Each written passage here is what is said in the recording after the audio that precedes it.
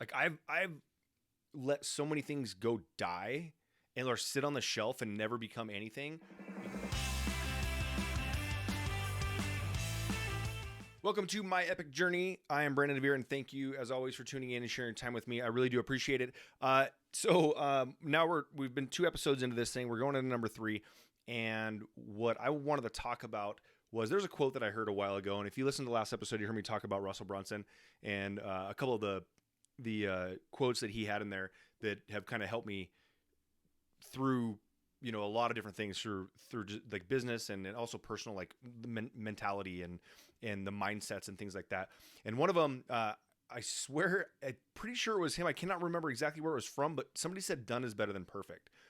And that really hit me because when people talk about like I've let so many things go die and or sit on the shelf and never become anything because I've just been waiting for it to be done, waiting for it to be done, waiting for it to be done, waiting for it to be perfect, before, and then all of a sudden all the momentum is lost and you don't get it done. So I took that pretty literally during that time when I was reading that and listening to some of his podcasts and things like that. But done is better than perfect, like imperfect, and then also the term take imperfect action daily. And that's kind of what I'm doing here, right? This isn't super produced, like I said in episode 1. I mean, I have a decent mic here. I'm using my phone to record. I got a cool background because it was, like I said before, everybody thinks it's fake. But that was fun to make. But it's not. None of this in here is perfect. But if I waited for it to be perfect, it wouldn't be done. Like these episodes, these are not scripted either. Like I'm not like knocking like. It's got to be this, this, and this. I have what I want to talk about, the things that happen throughout the day that spark some kind of interest for me that I think might be worth sharing. And this is one thing that I think is worth sharing because it's very, I think we get another quote that I'm trying to think of that a friend of mine uses all the time is don't let the start stop you. And that's basically all 3 of those quotes are all the exact same thing, but just different ways that you can understand it. And so, like the amount of things that I would have stopped, for instance, like I did my own floors and my own backsplash here because I like to I try to be handy every now and again. But usually when I'm like in a car driving or behind a computer and doing all that stuff, eventually I'd like to do something just hands-on and so my mind can just wander and do stuff like that. But if you came in here and you looked at, you could probably pick apart, like if you an expert came in here and went through my floors and like, oh no, missed a spot here, missed a spot there. Doesn't matter. It was done, and everybody who's come over says, "Oh, I like the floors." So that's a win. That's a win for me, I guess. But it also would have stopped me. So I wrote a book called The Semi-Retired Real Estate Agent back in 2020, and I wrote that book for a couple different reasons. One of them was that during that time, not necessarily real estate agents, because real estate agents like had deals falling out of the sky, like right into their lap, and they were closing a bunch of deals. But a lot of people that got laid off and were struggling. We're like, this is the worst year ever. 2020 sucks. I hate it. All this stuff. And I was like, okay, I've always wanted to write a book. I licensed a book one time and I had to order 100 copies and I think I still have like 94 of them around here somewhere, but I didn't give them out because I knew that I would write a book on my own at one point. And I felt that would like diminish me actually writing a book. So I wanted to write. That's one of the reasons that I wanted to write it. I also wanted my agents to have something to give out to people when they were trying to attract and recruit other agents that wasn't just all about the brokerage. Like, hey, give this to somebody and have something to talk about. But the main reason that I wrote it is that when everyone said 2020 sucked, that I could say when I look back on 2020, say I became a published author. Self-published. I watched my coach sent me a video before he was even my coach. He's like, hey, here's a video I did it's a 4-hour how to write a book course that he made. And I did that and I went out and wrote the book. Now, if you look at the book, I had the most professional thing on there is my cousin, who actually is a graphic designer. I said, hey, can you make this for me? And he made it for me. The rest of it is me. Like I wrote it as if I were talking. I had to tell the editor to say, hey, this is like, I don't want this to seem so formal. I want this to sound like I'm talking to them. Because that was my writing style.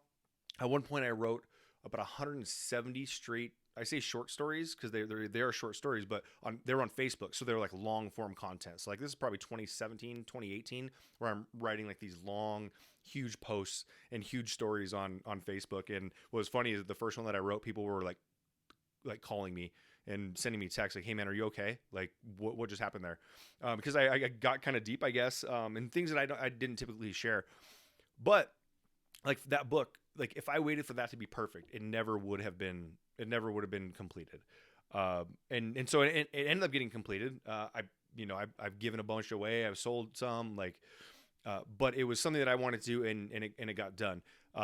Never would have finished if I tried to make it perfect. But that's why I want everybody to kind of get an idea. Even this move that I just made, like when I got into trying to recruit when I was with EXP, like I didn't know what I was doing.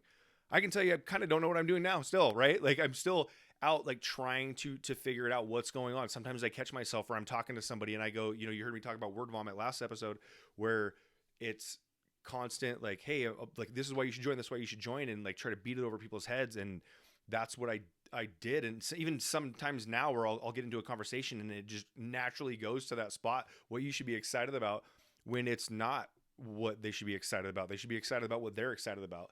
And I should be excited for them to be excited about that. So that's where, like, I just say taking that imperfect action, because it's, at least it's action. Like you're going to get the reps, you're going to have you're going to have the ups and downs. Of course, nothing's going to be perfect all the way, but when you're not doing anything, like me, for instance, not super produced, not all a bunch of stuff. It's probably not going to win any awards, right? But I need to get messages out there, and if the message doesn't get out, then it doesn't, nobody hears it, right?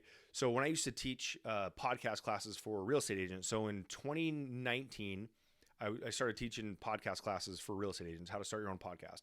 And I went into 2020 thinking that I was going to do 52 of those. I just wanted to do one a week, and I was going to go do it, whether it was online or whether it was, at the title company, mortgage company, brokerage, wherever. That's what I was going to do. I was going to go give that. And the number one question that I would get always was, what mic do I need to start? And my answer was always, if you don't have that mic right now, will you start your podcast and until you get it, or are you going to wait until you get that mic? If the answer is that you're going to wait until you get that mic, then you don't need it. You use whatever mic you want. I actually recorded an episode on my Learn for Two podcast where I went on a Facebook marketplace. I typed in USB mic. I went and bought one for $5 on the side of it. I wish I would have had it here. I don't even know where it's at. I don't even know if I have it anymore, but it said Disney on the side. It was obviously for some game or some like super low quality. When you held onto it, like it sounded muffled, but if I put it in the mic stand and didn't touch it, it sounded just fine. So that $5 mic was just fine to get that message out. And in addition to that story with that podcast is I was super excited because I told my kids, I was like, hey, you want to look at this artwork? So I needed podcast artwork for the site Anchor, which I was hosting my podcast on. And so I went on to Canva and I was like, all right, so Learn for Two. All right, what is that? What's learning? So I was like, okay, chalkboard. So I went and got like a chalkboard background. And then I found an image where there was a hand like writing with chalk. And then I did like a handwriting font, and it said Learn for Two. And I was super proud of it. I was like, all right, because what I didn't want to do was, I was like, all right, I already have these episodes. I need to get them out. I need to start recording now. Or I need to push it out now so I can keep this momentum going. I didn't want to, I could have done Fiverr or something like that, 99 Designs, something where I sent it out to pay for it, which would have been fine, and it would have been way better than what I came up with. But it would have been, hey, allow 48 hours, 24 to 72 hours to get your response. And then you get one or two revisions. And then now all of a sudden I'm a week later, and now all the momentum is gone because I was waiting for it to be perfect. So it's like, I'm not going to do it. I'm just going to create this right now. Here we go. So I create it. And so at this time, so my daughter is 17 now, and my son is 11.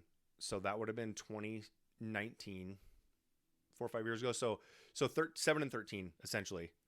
And I go show it to him. And I'm like, hey guys, what do you think of this? And so the font, it was learn, FOR, 4, and then just the number 2. So Learn for Two. And they both go, that's pretty awesome, Dad, but what does Learn for Z mean? And so I always share that story because in my mind, I didn't even think learn for Z. It didn't show up to me like that because I knew what I was trying to say. But the reality was that it's still mine today, because I used to use that as an example when I taught those podcast classes. I used to have that that podcast artwork up for people to see, because it wasn't great. It wasn't great. But had I let that stop me from going forward, I wouldn't have had 272, I can't remember, like 270 plus episodes. I may have not gotten that because I didn't start because of that one little thing. So I definitely want people to know, like, if you take anything from this episode, is those all three quotes. Let's see if I can remember them all. Don't let the start stop you. Done is better than perfect. And take massive imperfect action. Those quotes are all kind of the same thing. Hopefully one of them resonates with you to have you go, you know what? I don't need this to be perfect. And I know in our industry, like sorry, there's a lot of highlight reels going on of what people are doing, and it makes us feel inferior when we aren't doing something that is on this massive level with a jet behind us, or a helicopter, or a Maserati, or whatever car you want. On a side note, I'd like to talk about this. I don't know if you'd ever seen this, but a couple years ago there was a jet that people kept seeing, that they were all these influencers were having their photos on and doing all these videos and posts and everything. And it turns out it's a jet that's in LA that doesn't even fly. Like, you get to pay your money to go and sit in there and have a photo like you're on a private jet. So those type of things that we strive to like become, that we're seeing on social media, and we're trying to be that person or do those things. The reality is that we're limiting ourselves by trying to be that top-notch thing before we even get started. Another analogy, or not even another analogy, but another story of that is there was this gentleman I read about a couple years ago where he ran one marathon a day for an entire year. And he was on there talking about it, and I was like, oh man, that's crazy. I can't even run, around the block. But he was talking on there like, you don't have the right to be upset that you can't even run a like, to compare yourself to him, to yourself, when you're getting frustrated because you're like, man, this guy can run a marathon 365 days a year. That's insane. Like, I can't even run a mile, or I can't even get down to the end of the block. And talking about where people have been, they've made all these mistakes. They took the action all the way through, and he's taken the action for so long that now he can run that far all the time, to where we have this thing where we see that and we think we should be able to do that. So I just want to share that for you, and hopefully something will click and resonate. Maybe there's something that you've been putting off because it's, you're not quite good enough yet. I mean, this is something I go through with my son all the time. He's playing flag football right now, and we go through certain things, and sometimes he'll doubt how good he is because he'll watch an NFL player. And I said, this guy has so many more reps over you. He's dropped way more balls than you've ever seen thrown to you. So, and he's a pro. So kind of bring things into perspective a little bit, and just understand that, done is better than perfect, and just getting things moving. And I'll share another story about that another time, about, walking on the hot fire at Tony Robbins in San Jose. And that's a very similar story to what we're talking about here. But whatever it is, whatever you have on your plate today, or if you're listening to this late at night and you want to go tomorrow, get something started, and you're worried about it not being perfect, take that off. It's not going to be perfect anyways. It's either not going to be perfect, or it's not going to get done. So you might as well just get it done, right? All right. Thank you guys. I'll see you back tomorrow.